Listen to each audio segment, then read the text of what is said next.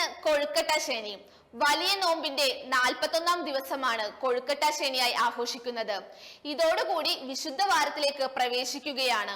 നാളെ ഓശാന തിരുനാളും ആചരിക്കും. കർത്താവ് 40 നാൾ ഉപവസിച്ചതിന്റെ ഓർമ്മയ്ക്കായും അവസാന 10 ദിവസമായ വിശുദ്ധ വാരത്തിന് മുന്നൊരുക്കമായുമാണ് ഓശാനയുടെ തലേ ശനിയാഴ്ചയായ 41-ാം നാൾ വിശേഷമായി ആചരിക്കുന്നത്. ശനിയാഴ്ച വൈകുന്നേരം ക്രൈസ്തവ ഭവനങ്ങളിൽ കൊഴുക്കട്ട ഉണ്ടാക്കും. ഇതിന് പിന്നിലൊരു കഥയുണ്ട്. പെസഹയ്ക്ക് 6 ദിവസം മുമ്പ് ജെറുസലേമിലേക്കുള്ള യാത്രക്കിടയിൽ ഈശോ ലാസറിന്റെ വീട്ടിലെത്തുകയും ലാസറിന്റെ സഹോദരിമാരായ മാർത്തയും മറിയവും തിടുക്കത്തിൽ മാവ് കുഴച്ചുണ്ടാക്കിയ വിഭവം കൊണ്ട് ഈശോയ്ക്ക് വിരുന്ന് നൽകി. വലിയ വിരുന്നായ പെസഹയ്ക്ക് മുമ്പ് ഈശോ ഭക്ഷിച്ച അവസാനത്തെ വിരുന്നായിരുന്നു അത്.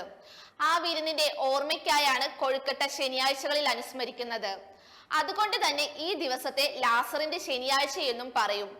ഈസ്റ്ററിന് മുമ്പുള്ള ഞായറാഴ്ചയാണ് ക്രിസ്തീയ വിശ്വാസികൾ ഓശാന ഞായർ അഥവാ കുരുത്തോല പെരുന്നാളായി ആചരിക്കുന്നത്.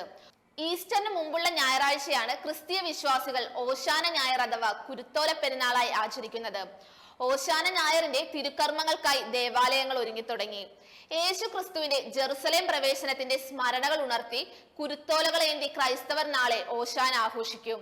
നാളെ നഗരത്തിലെ വിവിധ ദേവാലയങ്ങളിൽ പ്രത്യേക പ്രാർത്ഥനാ ശുശ്രൂഷകളും കുരുത്തോല വിതരണവും ഉണ്ടാകും.